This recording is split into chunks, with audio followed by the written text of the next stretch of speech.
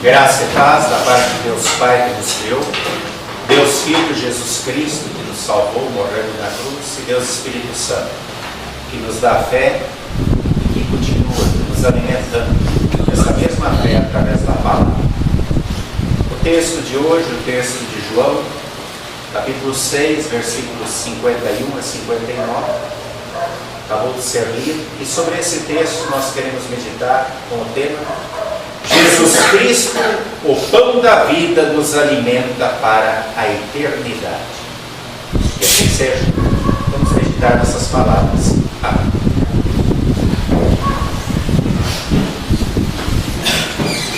Queridos irmãos e irmãs em Cristo Jesus, como é bom a família de novo estar unida.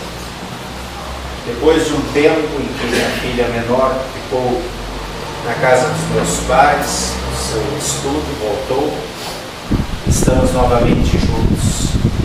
Quando eu estava preparando esse sermão, muita coisa me veio à lembrança, saudades de momentos bem distantes.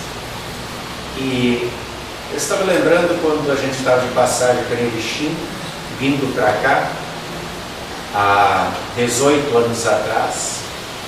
Vai completar agora essa semana 18 anos que estamos aqui. E lá havia uma cama de beliche onde o Arthur e a Bárbara, o Arthur de 3 para 4 anos, a Bárbara de 2 para 3 anos, gostavam de brincar muito. Ele subiu naquele beliche e pulava. Vai, pega a gente. E cada vez iam mais para trás e pulava. Em momento nenhum eles pensavam: mas será que de repente esse pai vai deixar os braços abertos e a gente vai cair no chão? Em momento nenhum eles pensaram: será que esse pai vai ter força suficiente para segurar a gente? Pelo contrário, corriam, subiam, e pulavam, e eu pulava, e ai do pai, não tinha tempo para descansar. E ali tinha dois fatores presentes: muita confiança e muito amor. Lá no beliche, nos braços do Pai. Depois, quando viemos para cá, aí, depois que a Jéssica também nasceu, uma transgressão de trânsito do pai, mas há 18 anos atrás até dava para fazer, se bem que não era recomendável que ninguém faça, mas quando eu ia dar os cultos em Campo Grande, eles gostavam muito de dirigir os três, e a gente revezava. Sentava no colo do pai, o Arthur, depois a Bárbara, depois a Jéssica. Em momento nenhum eles se davam conta, ou perguntavam, ou se preocupavam pelo fato dos pés não alcançar os pedais, ou da mão não alcançar o cabo de marcha. Eles simplesmente tinham suas pequenas mãozinhas no volante, e as mãos do pai estavam por cima desse volante. Não se preocupavam se o pneu ia furar, se o carro ia derrapar, se alguém ia bater. Eles sabiam com segurança, apesar da transgressão de trânsito, o Pai os levaria até o destino, porque estavam sentados no colo do Pai. Duas coisas ali presentes: muita confiança e muito amor. O tema que eu escolhi para meditar sobre esse texto de João, capítulo 6, versículos 51 a 59, é: Jesus Cristo, o pão da vida, nos alimenta para a eternidade. Nós confiamos realmente nisso? Confiamos. Como é difícil em nossos dias falarmos de Jesus Cristo e da sua obra redentora, de conversão, de arrependimento, de confiança, de amor e de fé. As igrejas de hoje pregam, vivem e ensinam, na sua grande maioria, uma teologia de retribuição e de merecimento, e não uma teologia de restauração. Ninguém mais quer falar em restauração do pecado para a graça, da morte para a vida. Mas se prega em quase todos os lugares uma teologia do merecimento e da retribuição. Prova disso, quinta-feira, quando eu estava voltando do coral para casa, passei na frente de uma igreja, antes de chegar em casa, e a pessoa que pregava, naquele exato momento em que eu passava, gritava bem alto lá dentro: nós temos que fazer por merecer, senão Jesus não nos salvará. Na minha Bíblia está escrito: eu sou o caminho, a verdade e a vida. Eu sou o pão da vida. Vinde a mim, todos que estáis cansados e sobrecarregados, e eu vos aliviarei. E sempre esse eu não é o homem, é Deus, é Jesus que é o caminho, é Ele que alivia, é Ele quem carrega nossas pesadas cargas, é Ele quem perdoa nossos pecados. Portanto, não há um fazer por merecer, é Ele quem faz absolutamente tudo. Como se tornou difícil competir com as seitas religiosas que por aí estão e que, ao invés de apresentar Jesus, preferem falar sobre os meios de o povo barganhar com Deus, através de ofertas, através de votos, através de campanhas, através de jejuns, de orações, de fazer um propósito para conseguir algo, cumprimento de leis, tudo para se conseguir em troca uma vida tranquila, uma estabilidade no emprego, um emprego melhor, ou muita saúde, ou bens materiais, ou um belo casamento, etc. e tal. É difícil falar de Jesus Cristo para um povo que está acostumado a ver apenas um Deus como um Deus terreno, e não como aquele que está muito acima disso. Como é difícil oferecer a salvação sem algo que traga às pessoas um bem material. As pessoas querem ver para crer, querem algo palpável, algo visível. E sabe para quê? Para ostentar a bênção. Dizer: eu sou abençoado, ungido, filho do dono do mundo. O texto de hoje nos mostra que existe algo muito parecido já acontecendo no tempo de Jesus. Os judeus, eles acreditaram em Jesus, eles correram até Jesus, eles ficaram empolgados em ver Jesus fazendo aquela multiplicação fantástica de pães e peixes. Quantas mil pessoas alimentadas? 5 mil homens, mais ou menos 10 mil pessoas, e ainda sobraram 12 cestos cheios. Só que quando Jesus mostrou que era muito mais um simples milagreiro, como os judeus, seu povo pensava que fosse, aí nós notamos que a atitude deles diante de Jesus como Messias muda, e muda bastante. Queridos irmãos e irmãs, depois de Jesus ter multiplicado os pães e peixes e matado a fome daquelas pessoas que haviam seguido até ali, no texto de hoje, Ele deixa um recado que deixa aquelas pessoas frustradas. Aquelas pessoas que pensavam que Ele apenas seria um grande rei terreno que vinha libertá-los do Império Romano e saciar a sua fome, dando-lhes pão, peixe e no lugar de água muito vinho. Ele ofereceu algo muito superior a tudo isso.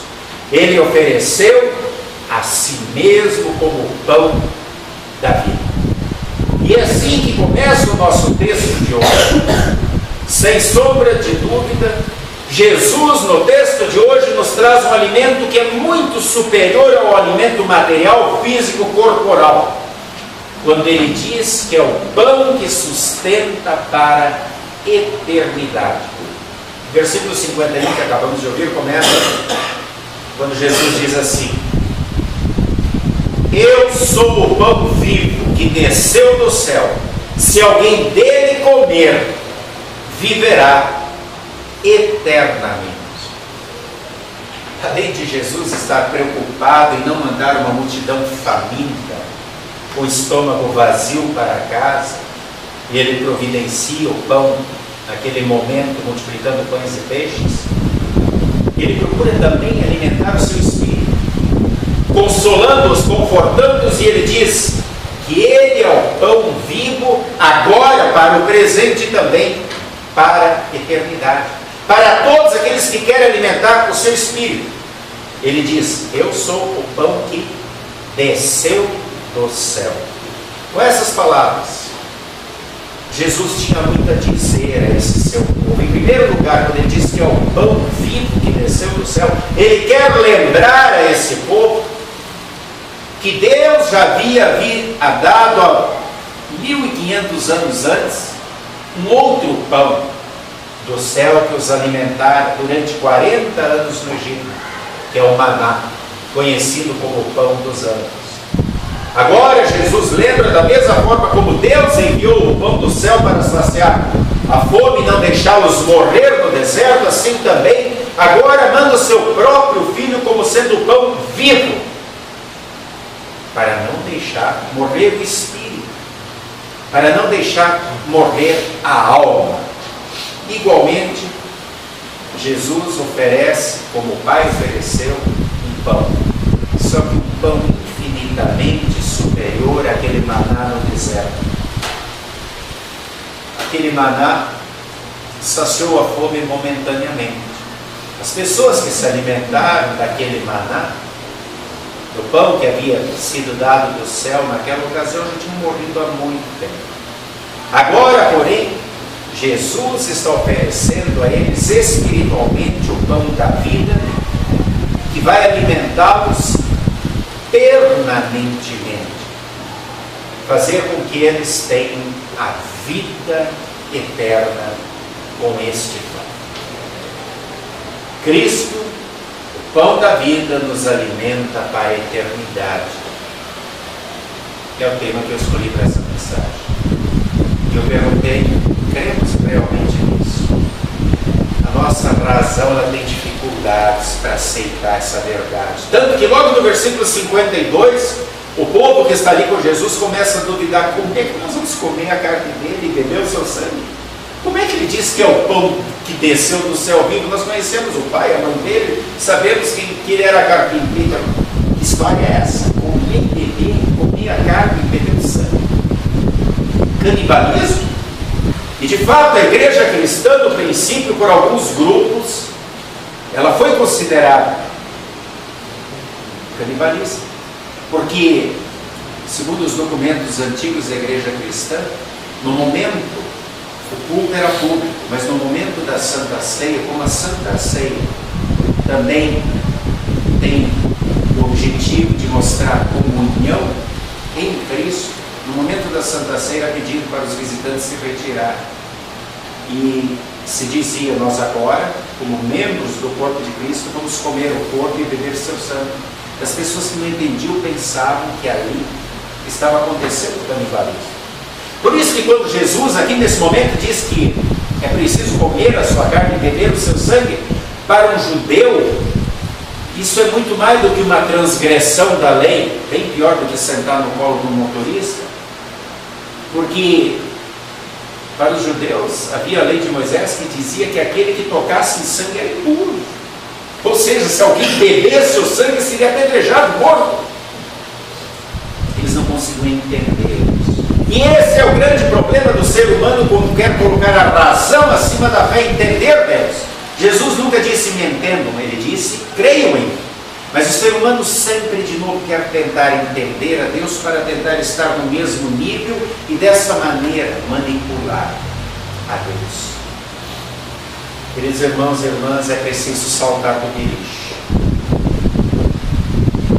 É preciso sentar no colo do Pai, no colo de Deus, e permitir que Ele dirija a nossa vida em segurança até o destino. É preciso confiança, fé e amor para estarmos nos braços do nosso bom Salvador. Ele é o nosso alimento espiritual e quer nos abençoar, segundo o texto de hoje, permanente e eternamente. Vida agora, hoje e no futuro. Vocês prestaram atenção nos termos que Jesus usou nesse texto? versículo 51, no 58, depois ele diz assim: quem come da minha carne e bebe do meu sangue tem a vida eterna. Já tem. Não precisa conquistar, fazer por merecer. Já tem. 58. E viverá eternamente. É um fato já consumado no presente. Já tem a vida eterna, com projeção para o futuro, viverá eternamente com ele no céu. No versículo 54, eu o ressuscitarei no último dia. Só Jesus pode vencer a morte. Nós não temos capacidade para tal. Ele venceu a morte e ressuscitou, por isso ele nos ressuscitará. Não é obra minha, não é conquista minha. Versículos 56 e 57. O come e bebe a minha carne e meu sangue, permanece em mim, eu nele, e por mim viverá. Cristo em nós. É isso que Paulo quer nos ensinar quando fala que somos revestidos de Cristo. Viver em Cristo é alimentar-se diariamente dele. Querido irmão, querida irmã, você está fazendo isso? Você está alimentando a sua alma diariamente? Através do comer espiritual da palavra que é o próprio Jesus. Como andam as tuas leituras bíblicas em casa? O teu momento devocional? Fazes isso num comprometimento sincero com Deus, sabendo que estás sendo alimentado pelo Espírito Santo e crescendo na fé nesse Jesus que mora, que vive em você através do poder do Espírito Santo? Sentes alegria, como o salmista que disse: alegrei-me quando me disseram vamos à casa do Senhor? Sentes alegria em estar na igreja, nos estudos, nos cultos? Sentes fome e sede da palavra, ou és daqueles que preferem ficar em casa olhando uma novela?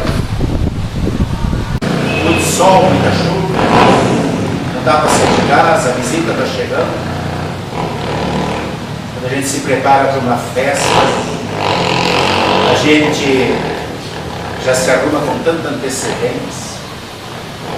Às vezes ficamos 2 horas, 3 horas no salão se arrumando para a festa. Não nos importamos com o calor, com a chuva. Se o ônibus não vier, a gente até pega em casa. É assim. Essa é a grande festa que Deus nos oferece com um banquete espiritual todo domingo. E toda semana nos estudos bíblicos. Quantas e quantas vezes preferimos ficar em casa, dentro de uma novela, ou sei lá o que. Cristo é o pão da vida para a eternidade. Cremos nisso? Levamos isso a sério? Queridos irmãos, nós não dependemos de recursos próprios para termos esse alimento, porque Cristo vem a nós concretamente. Não precisamos ir apenas até a cruz mentalmente. Ele vem a nós de 2 maneiras. Espiritualmente, através da proclamação do Evangelho, onde Ele nos absolve os pecados, onde Ele nos fortalece a fé e o entendimento, onde Ele cada vez nos ensina mais como é que funciona essa união com Ele, o que quer fazer parte do corpo de Cristo, da sua igreja, da sua família. E Ele diariamente, quando lemos a Escritura Sagrada, Ele nos alimenta, Ele faz com que cresçamos nesta fé. Isso é comer o seu pão, o seu corpo, beber a água da vida, beber o seu sangue, espiritualmente. E também nesse texto ele está falando do comer e beber oral da Santa Ceia, onde há o comer concreto e visível dos sacramentos, onde ele oferece o perdão, fortalece a fé e a comunhão num só corpo, Jesus Cristo, ao qual fazemos parte desde o momento do batismo, desde a conversão. Tem algumas pessoas que dizem que não poderia estar falando da Santa Ceia porque ela ainda não havia acontecido. Mas em vários momentos da sua jornada terrena, Jesus falou de aspectos futuros que ainda iriam acontecer. Como, por exemplo, quando falava que ele morreria e ressuscitaria. E ele sempre dizia: vós ainda não entendeis isso, depois vocês vão entender. Por isso também ele está falando da Santa Ceia, assim, não só, mas ele está falando desses dois tipos de comida: espiritual através da palavra e a concreta oral através da Santa Ceia. E é ali que, como vasos totalmente quebrados, esmigalhados, ele nos restaura, dando-nos o perdão dos pecados através da sua graça, prometendo vida já aqui e para a eternidade. Ele nos refaz. Mérito total dele. Não é conquista nossa. Não há como fazer por merecer. Ele pagou toda a dívida da culpa pelo nosso pecado na cruz, nos perdoou e salvou, fazendo-nos novas criaturas, pela fé, filhos do Pai. Volto a perguntar: estás alimentando esta fé? Qual é a importância que tu dás à tua alma? É prioridade? Realmente fazes desse alimentar-se diário e semanal um compromisso? Queridos irmãos e irmãs, o banquete está servido. É de graça. Não o desprezes. A salvação não é por obras, conquista, méritos ou retribuições. É de graça pela fé presente. Crês nisso? Então, pule do beliche. Crês nisso? Então sentes no colo do Pai, que Ele vai te conduzir à eternidade.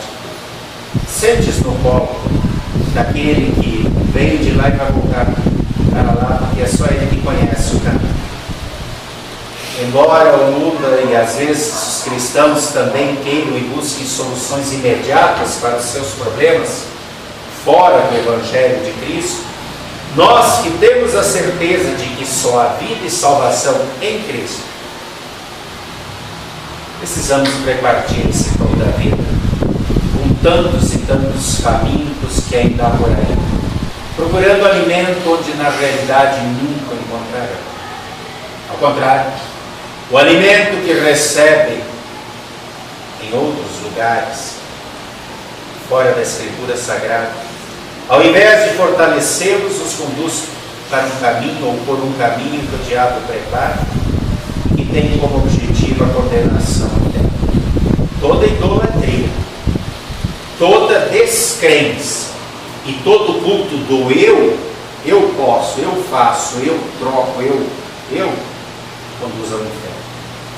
Assim como foi difícil aos judeus aceitar a ideia de que Cristo não era um rei terreno, que tinha vindo para libertá-los do jugo, da opressão dos romanos, talvez também seja difícil para o mundo de hoje aceitar que mesmo os cristãos também passam por dificuldades, fraquezas, doenças, zombaria, perseguição e morte, e tudo mais que por aí a gente vê acontecendo. No entanto, em meio a tudo isso, existe uma certeza que só os cristãos têm. Só aqueles que pulam do beliche, sentam no colo do Pai, têm.